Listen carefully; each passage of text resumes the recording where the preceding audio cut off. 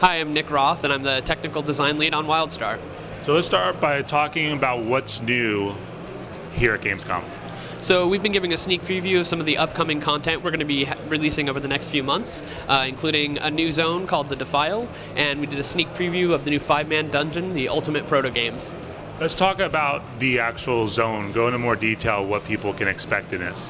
So this is sort of the culmination of the story events that players have been learning about as they level up and play in our level cap content. It's the story of the Eldin and Drusera and how the entity and the strain, which are these destructive biological forces, are all linked together. And so players are going to be exploring some new solo content, some 5-man quest lines, and a new 20-man public event. What's the environments like in terms of anything new?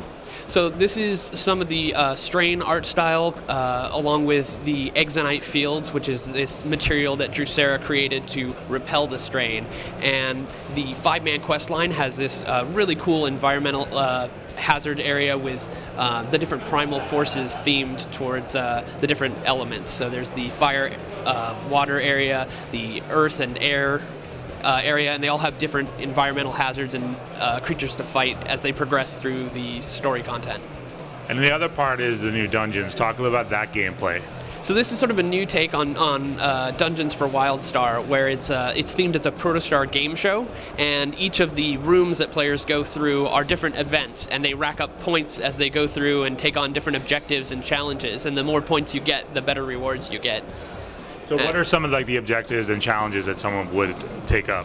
So one of the events is called the Cubig Coterie, which is a series of pillars with these WildStar pigs, for lack of a better word, that you jump into the air and bounce off of, and your whole group is going to be bouncing up and down on these mobs, and you have different objectives like hit 30 without landing or falling off into the water, and hitting special cubigs that are bigger and take more hits to destroy, and you get more points depending on hitting those objectives. What's it been like since you guys launched the game, and what's the fan feedback been? Oh, well, feedback is something we're really passionate about hearing from fans, and they've been really vocal about all the different things that they love and that they want to have us look at and reevaluate, and it's something that we're really excited to hear from them. And it's really the devs are listening, and we're responding to a lot of their feedback as well. How is that impacting the DLC, like what you just talked about?